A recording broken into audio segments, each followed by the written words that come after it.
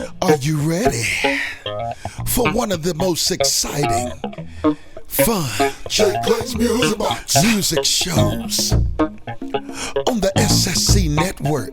Get ready for JayClay's Music Box. Let's go. Are you ready for? Get ready for JayClay's Music Box. Get ready for JayClay's Music Box. Let's go. Ladies and gentlemen, welcome to, I think it might be the 13th episode of JayClay's Music Box. I cannot believe we're in the 13th episode. And this series I'm working on right now is local but national.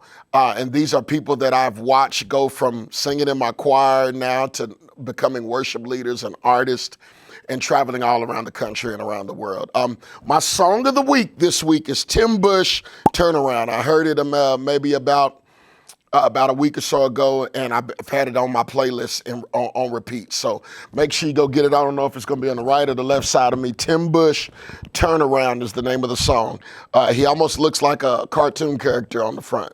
Like a bobblehead with a big head and a little body. So, So, ladies and gentlemen, I've watched this young lady grow into becoming probably one of the most powerful voices in the Midwest. I met her coming from K-State as a college student. That is, let me make sure you know, Kentucky State University. All right, I don't want to say Kansas, that Kentucky State University, one of the HBCUs in our country. And she and a lot of her friends were coming to be a part of my choir, which was the Voices of Praise. And I've watched her grow into becoming not just an incredible songwriter and worship leader, but incredible artist. Ladies and gentlemen, she is now in Nashville. She comes from Chicago, and she's going to tell you more about herself. Ladies and gentlemen, Psalmist herself, Janessa Graham. Let's welcome her to JayClay's Music Box. What's up, little sis? Hello, how are you? Ain't this crazy? Look at God. Look at what God can do. Won't he do it? Oh, won't he will? Look, because I know y'all, I've met you. Tell us, when did we meet? We met in 2010. Dang. That was 13 years ago. 13 years ago. We had a group of us, before we even joined St. Stephen's, we came up because you guys had a concert. It was like the same weekend or the weekend after that we were at K-State. We came up for a VOP concert. Man. And we was like, we got to get involved. Yeah. We came up to you like, look, we sing. I'm from Chicago. They from Chicago. Like, they sing.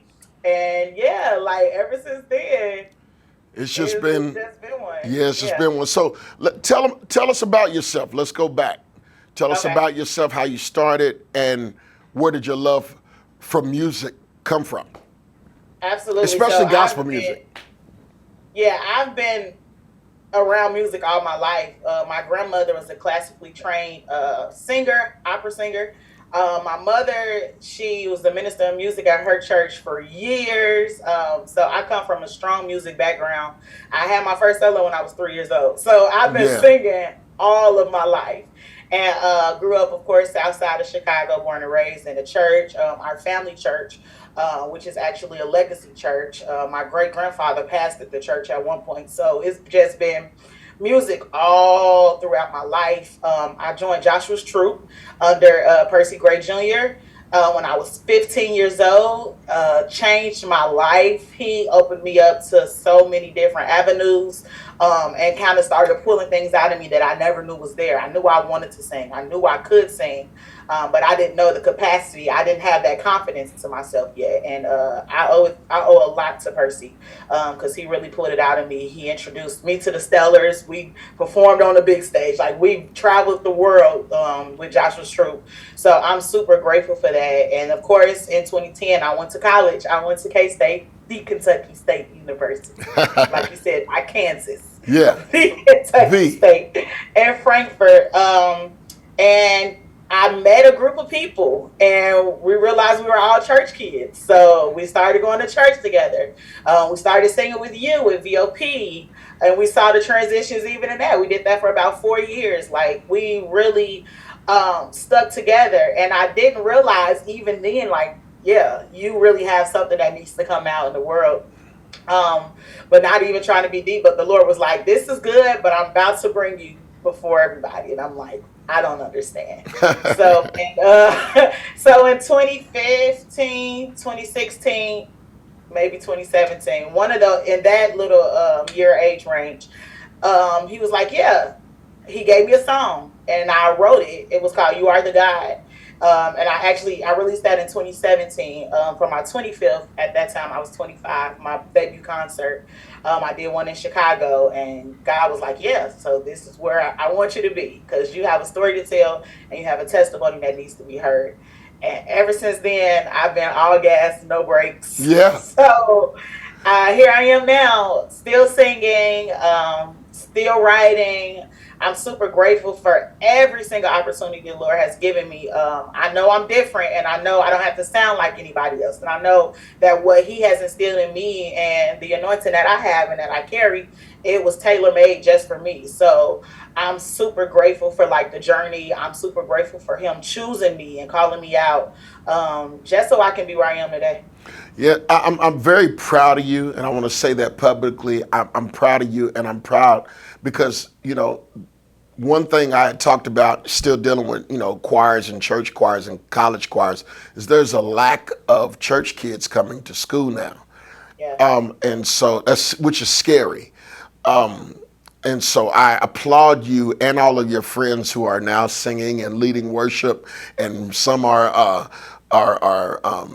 first ladies and pastors, and Right. it's crazy what the Lord is doing, and I'm grateful to have been a part of that growth in Yeah. you all's growth. And so now let's talk about when did you know that you wanted to pursue a career in gospel music, and let's talk about your new music on journal entries. Absolutely. So I'm going to actually say 2020.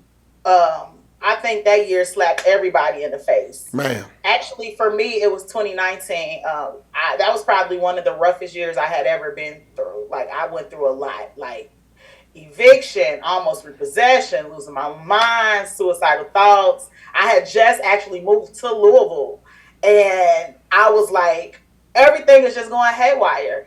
And one of the things that I made sure I did was obey the voice of the Lord. When I was in Frankfurt, I tell the story all the time. Frankfurt, I had a 2-bedroom, 1.5 bath for $450 a month. You're never going to get that Right. anywhere. And I mean, it was top notch, renovated, everything. And the Lord was like, "Yeah, in order for me to take you where I'm trying to take you to, you have to leave Frankfurt. This is your comfort zone." And I'm like, "But I can go to Louisville. It's 45 minutes up the road." And He's like, "No, I need you to leave." Yeah. And so I obeyed that and I left in 2019. Everything just fell apart. So I'm like, "Lord, why did you bring me here if everything was going to happen? Why did you bring me here if I was going to face all this?" I lost people. Like, I lost friends and people I thought was friends. All the crazy stuff just happened out of nowhere. And I'm like, I don't get it. So one of the ways that I realized that I needed to release was start writing. Yeah. Like, I gotta write. And my mom, of course, she's in Chicago. I'm the only child. She's like, "You need to do something, or I'm coming to get you." I'm like, "I'm gonna write. I'm gonna write it out." So I started writing. Every time I went to write, it came out as worship, and I did not understand, because I went to write my feelings. Who did this to me? Why am I going through this? And every single time I went to write, I was writing worship songs. So I prayed about it and was like, "Lord, I don't know what this is, but I need you to reveal it." And I got with Jeremiah Chaney, and I was like, "I think I just wrote a whole album. Like, I think the Lord just gave me music." And he was like, "Let's see, let's see what's going on." I prayed about it, and I was like, "It's time to record." So at the top of 2020, like, the Lord showed me favor, because I had a live recording right before the pandemic. My recording was in February, and we were shut down in March. And I knew then, like, this is what He wanted to birth out of me. It did take for me to have to leave Frankfurt. Didn't understand why I had to go through all that I went through. a year later, it was like a new year happened for me. And Yeah. I was able to understand, like, you have to go through the test and you have to trust the process. Like, it may not look squeaky clean what God is trying to show you, but in time He will reveal it, and He really did reveal that to me. And I'm like, yeah, I am an artist. Like, I am a gospel artist. I was chosen for a time such as this. So I had the recording. It was called Journal Entries. Those songs that I wrote about were actually ones that I recorded. And they came out in July this past year, July 2022. And I'm super grateful for Journal Entries because it was like my baby. It was Yeah. something very, very special to me. Every song was from the heart. I had two feature writers, Irvin James Webster Jr., one of my friends, Yeah. and Diamond Freeman in Dallas, Texas. Yeah. But I knew even when they gave me the songs, I had to pray about them because I wanted to make sure that they matched what it is that I was going through, what I was needing, and they did. It was perfectly. It was a perfect mix. But every song had a testimony attached to it, and I believe that that's why God gave it to me. I didn't understand it at first because I'm like, I'm in my comfort, I'm Yeah. good, but I really got to leave here just for everything like this to be produced. So You I'm know grateful what? for it. When you do that, and this is just to everybody that's watching, make sure that you understand that you are listening. She said it multiple times that you're listening to what God wants you to put out and what He wants you to sing and what He wants you to do and the way He wants you to do it, so that you make sure that you're putting out material that He's speaking and that He's saying to your spirit. That's what's going to last. I tell everybody, I'm going on into my sixth album. So I tell everybody, make sure that you're listening and that you're hearing, because what you always think, but just because you like the song, that does not necessarily mean that's what God wants you to drop at that moment. So, and then people don't realize too, this takes money to do what you're doing. You know what I mean? Thank God for, people that are sowing into your ministry. But when you want it done right and you want quality product, it takes time. It takes time. When you don't have a label that is funding different things and Right. I tell people, I'm grateful for the deal I got, but I still have to invest in my product. And because you want quality products. So, I'm very, very proud of you and taking time. I love the album. It is incredible. Everybody, I'm gonna put it on one of these sides. Go get Journal Entries. Yes. Go get it. Add it to your repertoire. All right. Now tell us about Janessa's Way. Yes. So that was actually, we're in the pandemic now. So now we're at home. We can't do nothing but look at each other. And I started creating because as a creative, you're still going to create. Like, Absolutely. we may have our moment where we're just like, I don't know what's going on. Too much is going on. But at the same time, it's like, look, Lord, what do you want to teach me in this time? What is it that you're trying to show me? So I was working. Thank the Lord. I did not lack for nothing in the pandemic. I am so grateful for that. Glory to God. But I thought about the elements that mattered to me the most, Yeah. which was music, of course, ministry, motivation, because I am a motivational speaker, and education. I'm a big advocate for education. And I was like, I want something where I know it can be under one umbrella, where I can always focus on those four elements and give them to the world in any way that I can. And the Lord gave me Janessa's Way. I had a strong mentor who's out of Louisville. She's a great businesswoman, and we talked about it. And she was like, you know what? If this is what you want to do, go for it. Yeah. So I allowed Janessa's Way to become an LLC, a small business. And I focus on those four elements: music, motivation, ministry, and education. I've been in higher education for 9 years. So not only am I a gospel artist, but hey, I'm an educated gospel Right. artist. Right. Listen, And I'm y'all. able to, okay? And I'm able to now provide a platform where those who are aspiring school, where it's like a trade or a 2 year college or a 4 year college, whatever that may look like for you, I can prepare them for that. So I've been able to do that. I've been speaking to high schools and students in Japan. Like, this all happened during the pandemic, was birthed through that. And being able to like tell them like to keep going, achieve your goals, don't let nothing stop you. Ministry is something that surrounds all of it. And of course, because I'm deeply rooted into music, that's how that just came around. So Janessa's Way is my baby. That is my small business, but it's something that I'm super passionate about, and I'm excited because it's been growing, and it's been growing in not just one area, but all four areas. That's so incredible. You never know. It's when the word says your gift will make room for you. You never know how the gift is going to do what it does. That's why I'm sitting where I'm sitting right now. I'm just like, what? I got a TV show. You never know. How God is going to do it. You just have to position yourself and be in position and in His will so that you can receive the fullness of the blessing. Listen to that, you all. It's very, very important. Look at how the musical piece of what she did and the journey through that helped her get to starting a small business and being an educator and going to school and being an educated gospel artist. That's right. So I want you to hear it, saints of God. Being an educated gospel artist is very, very important. Okay, let's keep going. What and who is your biggest inspiration in both being an artist and an entrepreneur? As an artist, honestly, it has to be my mother. It is my mother. I love your mom. Oh my gosh, shout out to moms. When you see this, we love you. Yes, and she loves you. Like, I would not be half the person that I am today without the support from my mother. Like I said, I am a only child. I was raised by her and my grandmother.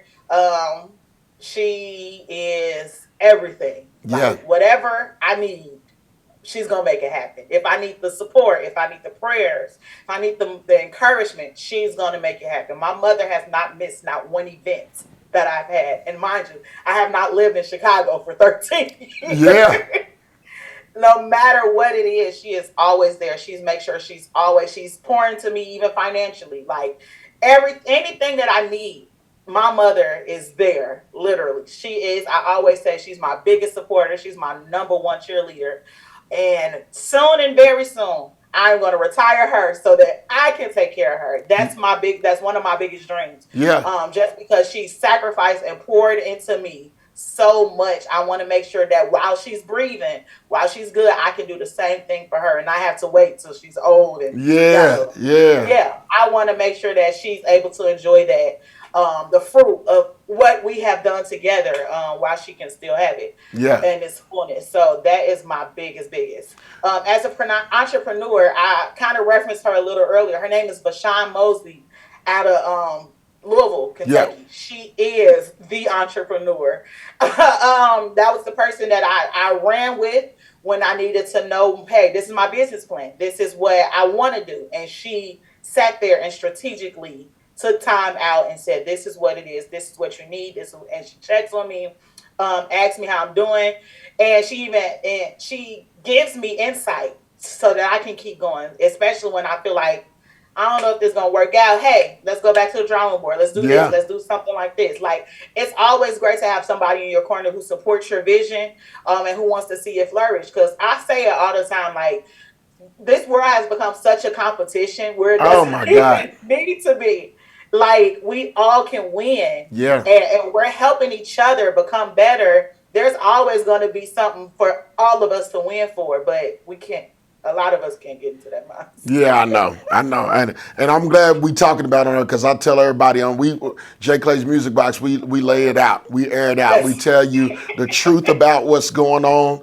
I've always been a truth seeker and a truth teller. I'm not going to hold nothing behind the scenes. We're going to tell you what's happening because we want to see you grow. There's more power when we work together. There's more power when we are unified front. And there are people that God will allow your ministry to reach that mine won't.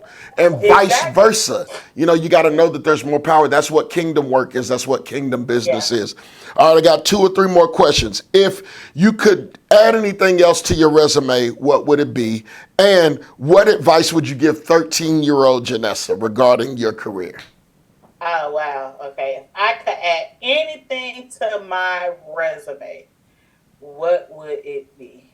I like these questions because they... Yeah, I do too, because it makes you want to think a little bit. Yeah. Especially because you like me, you get into the position where you're like, I'm doing everything, but there's still stuff that I know I want to do. Yeah. One of the things that I'm the most like and I'm actually trying to get into the avenue of doing it now, Yeah. is grant writing. Oh, okay. Grant, us, us. We can do it. We can really do it. And one of the things that I want to do and be able to advocate for the gospel community, for businesses, is finding money. Yeah. A lot of people don't realize that there's money out there, but we're not in a position to want to learn what does it take to write a grant. What does it take to go get the money? I'll be the one. Send me, I'll go. Well, I'll be calling you because exactly. Amen. So I've already been getting my feet wet with that. Yeah. I did write a small grant for Tennessee State University when I was working there. But I'm taking classes because that's something that I want to make sure that we are aware of. And like I said, there's room for everybody to win. Yeah. So we can help each other. If you're needing money to fund something, I can go and say, hey, I know this. I can help you write it so that we can help each other and we can get this money. But you know what's crazy? That's what everybody else outside of our culture has been doing. You know, and we got to get and be okay with asking for help. One thing about us is we have a lot of pride, and you know, the word says pride comes before destruction or a haughty fall. And you gotta, you can't just live by some of the words. You gotta live by all of it, and understand that you gotta put that pride aside and understand, it's okay to ask for help. It's okay to say, you know what, okay, I'm great at these things, but I lack in this. So can you help me with that? And it's okay for that. Okay, what's next for Janessa Graham Ministries? What's next? Oh, man. I'm still writing. I'm still traveling.